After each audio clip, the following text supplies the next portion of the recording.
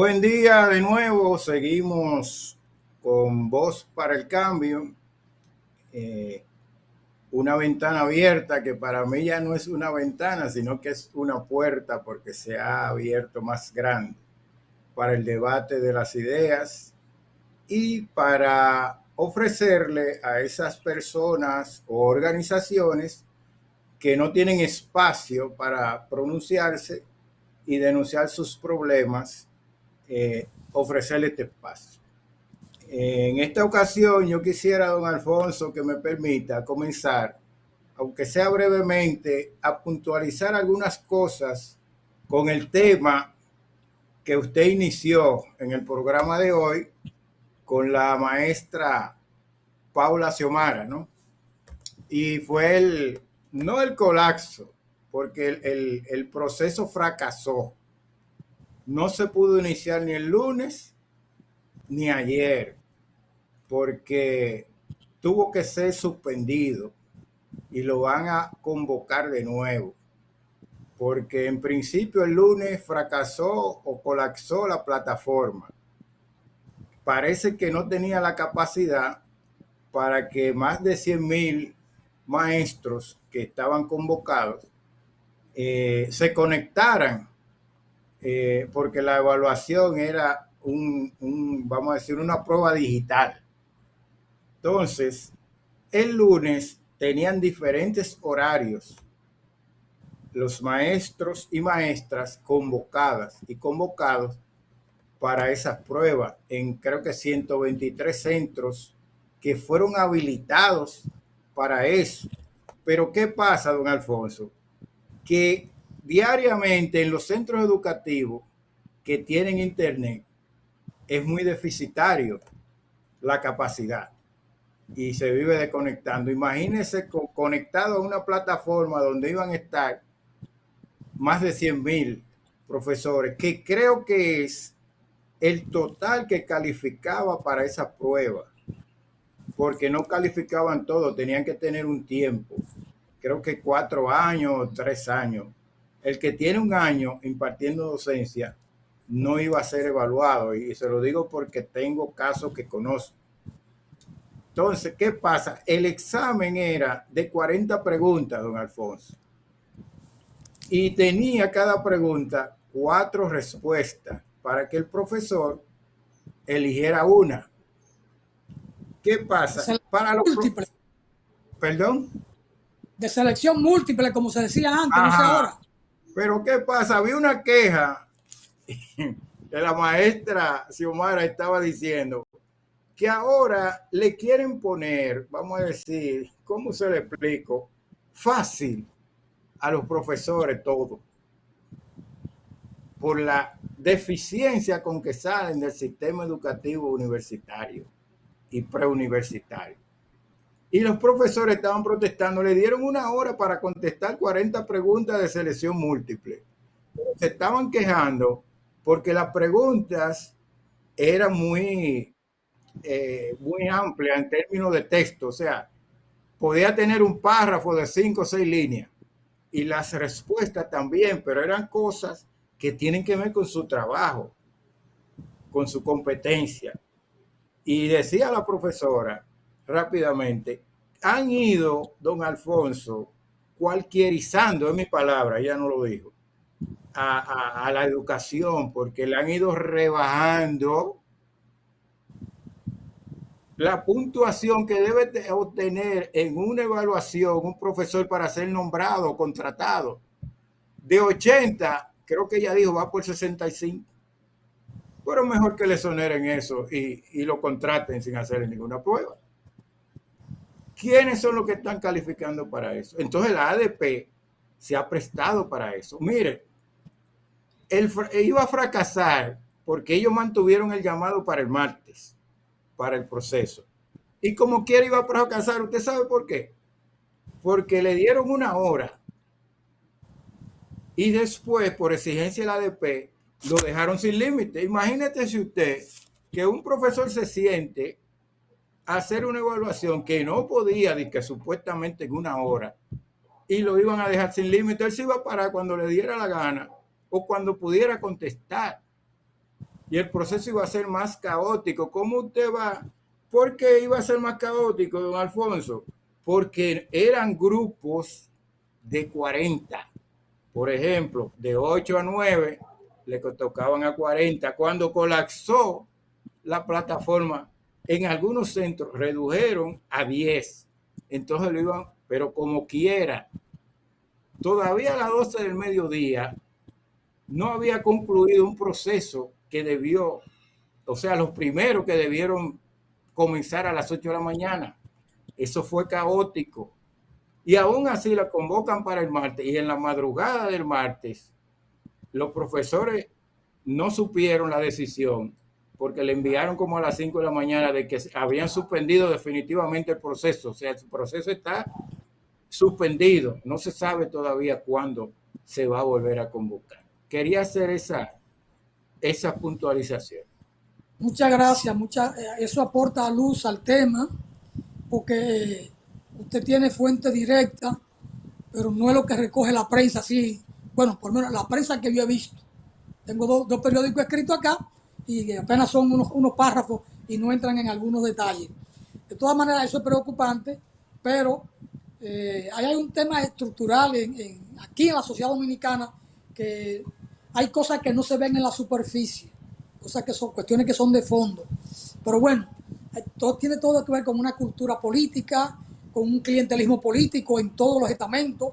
Y siempre que hablo con Ponserrate o con Paula Xiomara, veo el tema de la universidad, porque también ahí hay un clientelismo político que no se diferencia al clientelismo que hay en el colegio médico, al que hay en los agrónomos, en los abogados o en los sindicatos.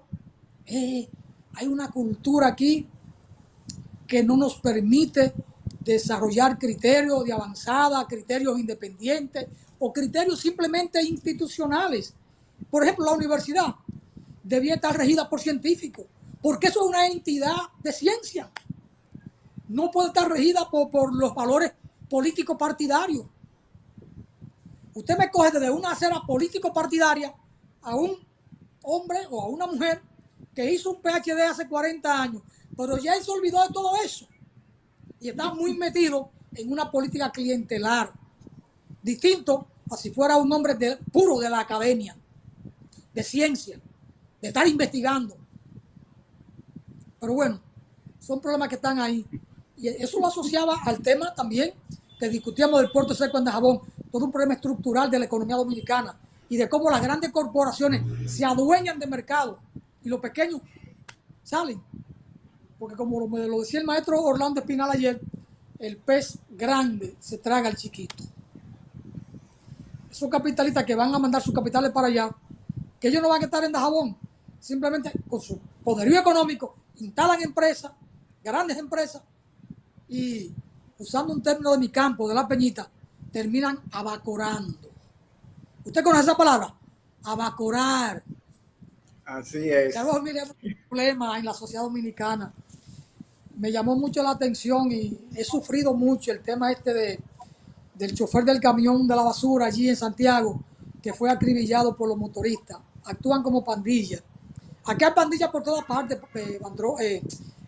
Charboy.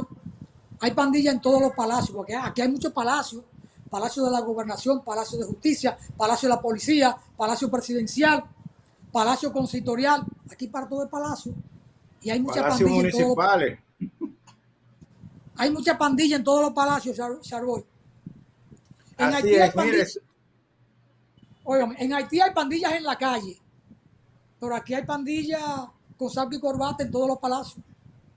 Sí, además de eso, fue lamentable. Yo incluso dejé de ver esos videos porque te lacera el alma eso. No, yo no vi ninguno.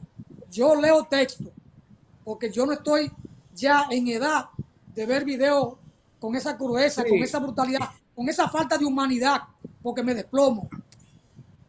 sí, yo lo tuve que ver obligado para poder escribir sobre el tema. ¿Usted ve? Usted es joven, usted puede verlo, pero yo no, yo soy un viejo. No, yo no soy tan joven. Yo creo que usted y yo somos de la misma edad. Pero es lamentable eso, lo que pasó Ahora, la Asociación de Motoristas, que no debería tener ese nombre de allá de Santiago, está justificando supuestamente que ellos los persiguieron porque él le debía dinero a varios de ese grupo, pero como quiera, eso no justifica, en caso de que fuera así, que yo no le doy crédito porque cuando pasan esas cosas cada quien se defiende. Aunque todavía fuera así, no se justifica ese salvajismo. Pero además también, don Alfonso, yo creo que lamentablemente él murió por una parte, además de la bestialidad, que son antes los marxistas llamaban contradicciones en el mismo seno del pueblo, entre oprimidos. Ella, nadie, eso es lo lamentable, acudió a darle ayuda al chofer mientras se desangraba. Y yo digo que ahí hubo una parte de ignorancia porque a nosotros no nos enseñan ni siquiera cosas elementales en las escuelas, donde sea, de primeros auxilios. Nadie tuvo la idea de hacerle un torniquete, lo que le llaman un torniquete, a un hombre desangrándose en la pierna, que eso se hace hasta con una camisa, con las dos mangas, con cualquier... Y le paraban un poco el sangrado, pero hubo uno que ahora lo están acabando, lo están criticando porque se limitó a grabar y a estarle preguntando a un hombre casi en agonía que qué pasó cuando él iba firmando desde el principio. Entonces él se está justificando que gracias a lo que él firmó identificaron a los criminales, porque se pueden llamar criminales.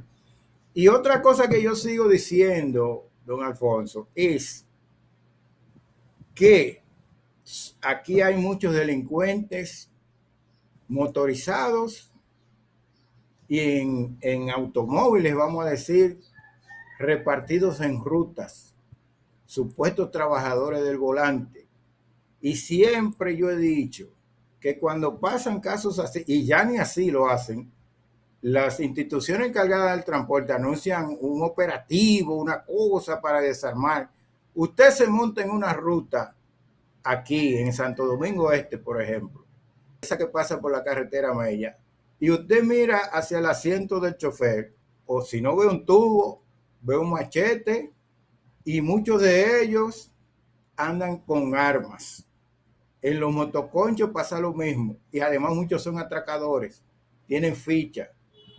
Esos choferes que usted ve en esas guaguas, hasta las que viajan alguna al interior de empresas, lo que nos criamos en barrios, lo veíamos que pasaban por determinados sitios a buscar droga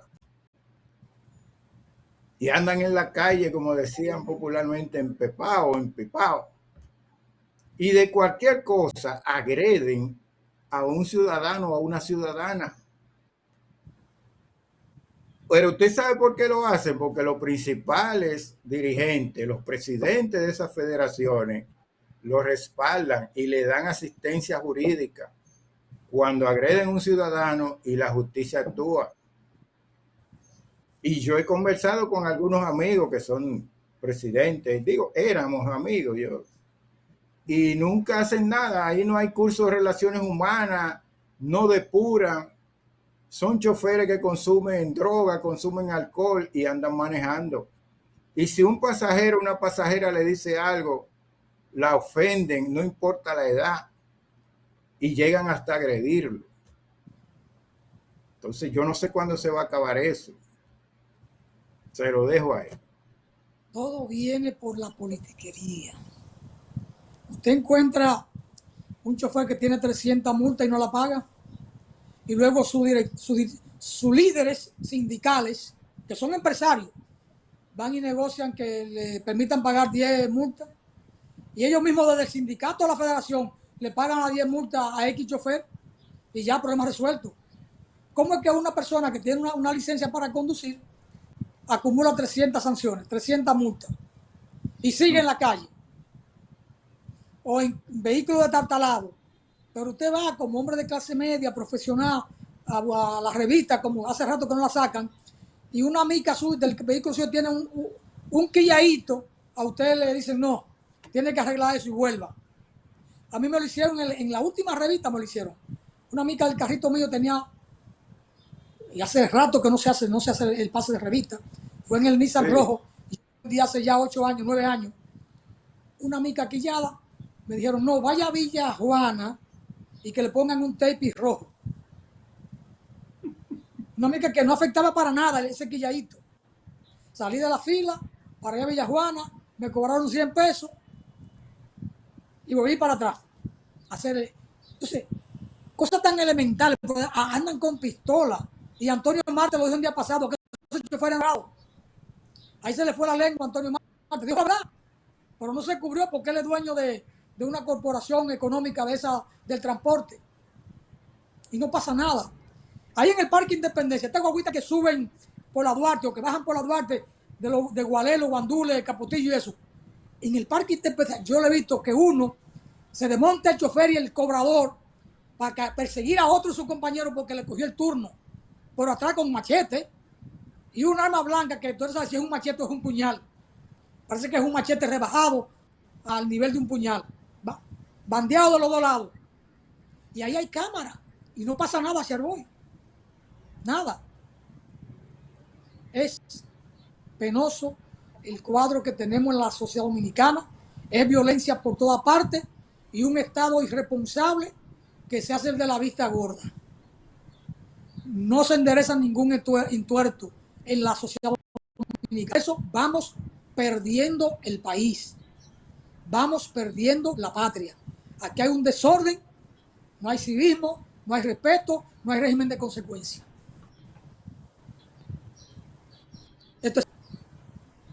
Esto es muy serio. Los ricos solo quieren dinero. A ellos les importa un bledo lo otro. De repente aparece un régimen o un gobernante que quiere poner freno a la cosa y entonces ya es un dictador. Lo tumban. Porque hay que aplicar la ley nada más. Porque quiera poner orden en las relaciones sociales. Usted coge el tema de los feminicidios y lo que se ve aquí es terrible. Ya Margarita Cordero hizo su balance de los primeros 2 meses. 23 mujeres asesinadas. Por donde quiera que usted tire esto, si algo da problema. O se va a un hospital público, usted ve el cuadro dantesco en los hospitales públicos. Los pobres no tienen esperanza, no tienen suerte, no tienen quien los cuide. Y los médicos, muy bien, gracias. Vestiditos de blanco, muy finos ellos, se estacionan en su jipeta, muy bien. Y el pobre pueblo, por donde quiera que usted aprieta el cuerpo social de la República, vota pus. Vota pus. Ponga su otro tema, Charbot. Bueno, nos quedan 4 minutos. Yo creo que ya no podemos hacer pausa. Me gustaría nada más ver rápidamente. No se escucha. Sí, adelante. Me gustaría rápidamente tocar el tema de las protestas que tienen organizadas los movimientos sociales y ambientales. Por ejemplo, hay una marcha concentración para el viernes 24 de abril a las 10 de la mañana desde el Monumento a los Héroes de la Restauración en Santiago. Eso es contra la megaminería y por la preservación de la cordillera o de las cordilleras del país amenazada por la minería. Además, declararon el 27 de abril Día Nacional de la Rebeldía. Ese mismo día, 27, habrá jornadas holgarias en San Francisco de Macorís, San Juan de la Maguana, Moca, Licey y Navarrete desde las 6 de la mañana. O sea, son jornadas de huelgas de 24 horas.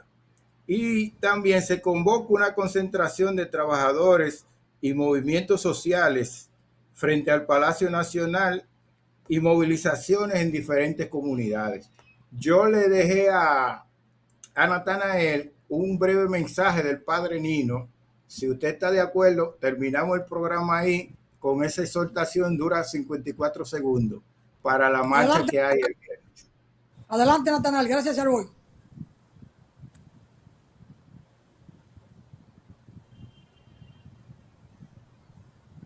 Patria y libertad. Unidos somos más. El próximo viernes 24 de abril invitamos a todo el pueblo dominicano a que nos acompañe en Santiago, punto de reunión, monumento a los héroes de la Restauración, hora 10 de la mañana.